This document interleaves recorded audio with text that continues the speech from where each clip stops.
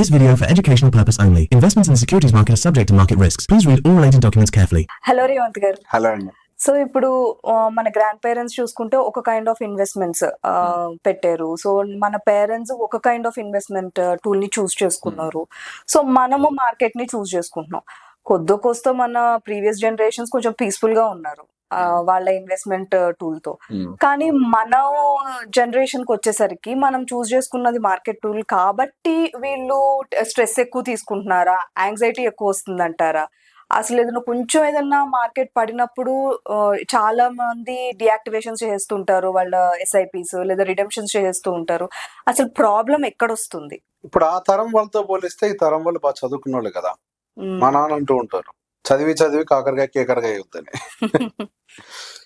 మన వాళ్ళు ఇన్వెస్ట్మెంట్స్ పెడతారు కానీ బేసిక్స్ ఆఫ్ ఇన్వెస్ట్మెంట్స్ మర్చిపోయారు. ఇప్పుడు మనం గమనిస్తే ఆ రోజుల్లో మన గ్రాండ్ ఫాదర్స్ పొలాలు అట్లాంటి వాటిల్లో పెట్టుబడులు పెట్టేవాళ్ళు.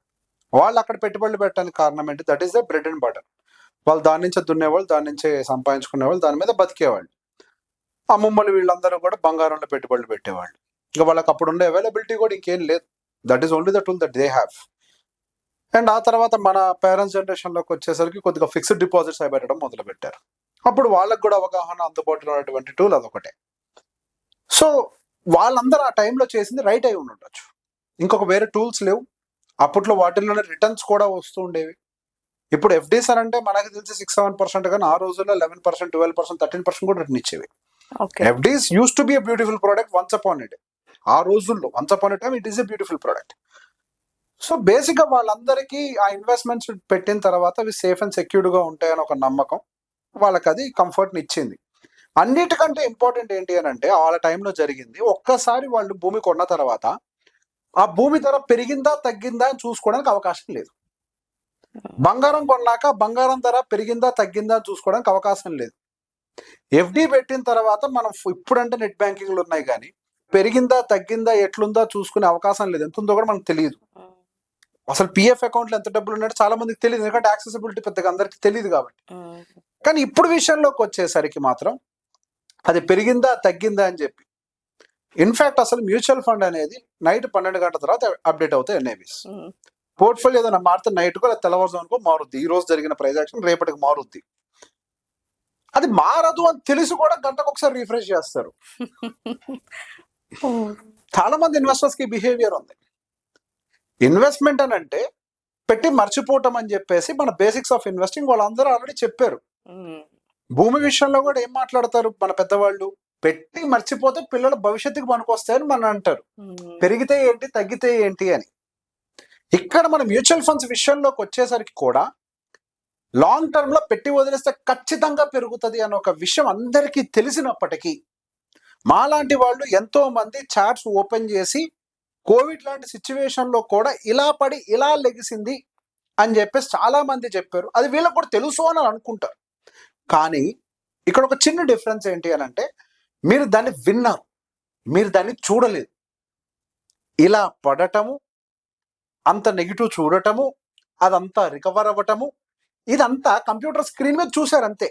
మనం చూసేటప్పుడు చిన్నగా ఉంటుంది అది, రైట్. కానీ దాంట్లో ట్రావెల్ అయ్యే పరిస్థితి, the real experiences when you travel, more emotions involve అయితే. That is what exactly happening with the current generation. And one more thing is, people think that ఎప్పుడైనా సరే మార్కెట్స్ ఇలా పడి ఇలా లెగుస్తాయని. అండ్ అడిగితే మళ్ళీ వాళ్ళే అంటారు లాంగ్ టర్మ్ లో పెడితే. అసలు ఇప్పుడు కాదు, I will have to tell this. 2024 mutual fund business లో నేను ఉన్నప్పుడు నాకు ఎవరైనా ఫోన్ చేసినప్పుడు, మ్యూచువల్ ఫండ్ డిస్ట్రిబ్యూటర్ నేను, సార్ మీ త్రూ పెడితే రెగ్యులర్ కదా, ఎక్స్పెన్స్ రేషియో ఎక్కువ ఉంటుంది కదా, మీరు డైరెక్ట్ పెట్టుకుంటా అంటారు. మరి ఫండ్ సెలక్షన్ ఇదంతా ఛాలెంజ్ కదా అండి, అంత ఈజీ కాదు కదా అంటే, ఏ ఫండ్ లో పెట్టినా డబ్బులు వస్తుంది కదా అండి అని అంటారు. మరి మార్కెట్ పెడితే ఏంటంటే పరిస్థితి అని అంటే, మార్కెట్ పెడితే లెగుస్తుంది కదా అని అంటారు.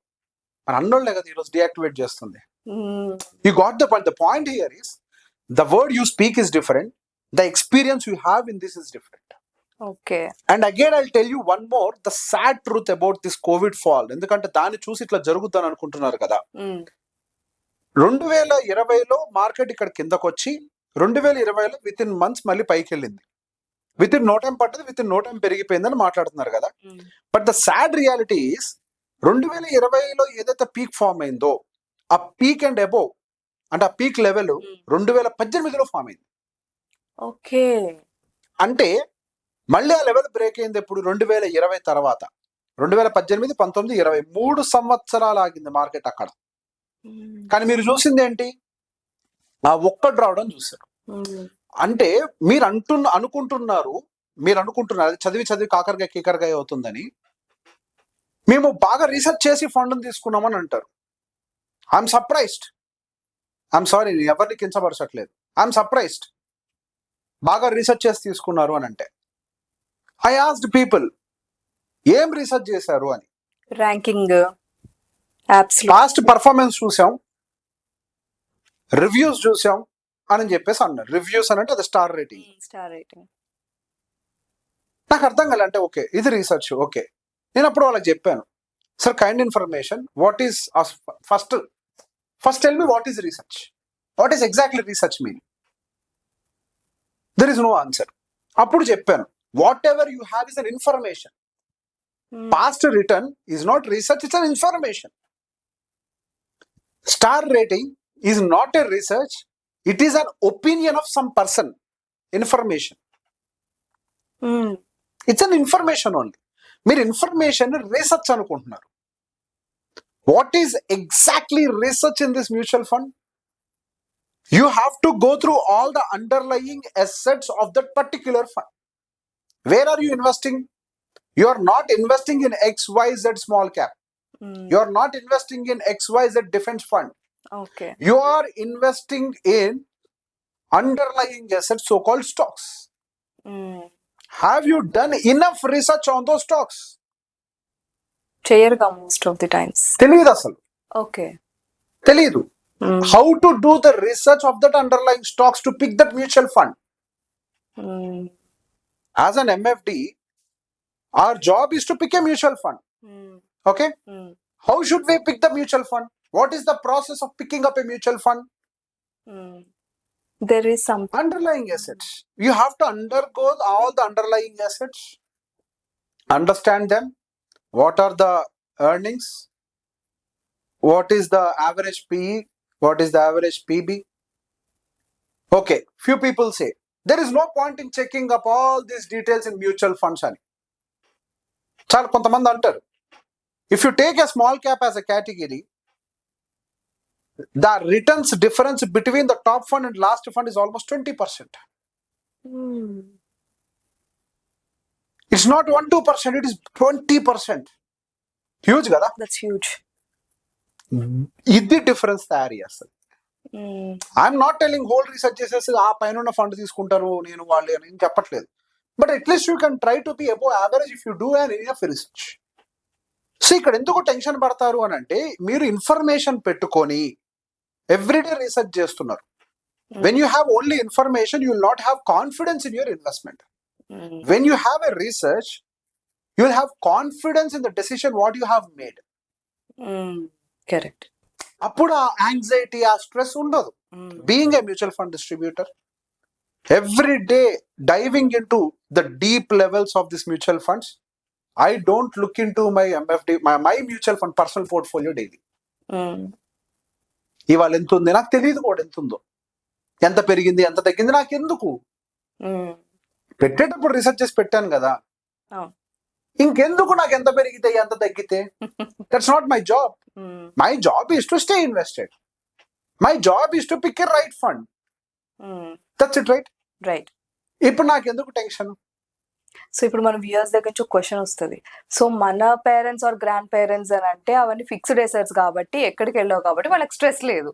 మనదేమో డైలీ చేంజ్ అయ్యే వాల్యూస్ కాబట్టి స్ట్రెస్ ఉంటది అనేది మన వ్యూయర్స్ క్వశ్చన్ ఉంటది.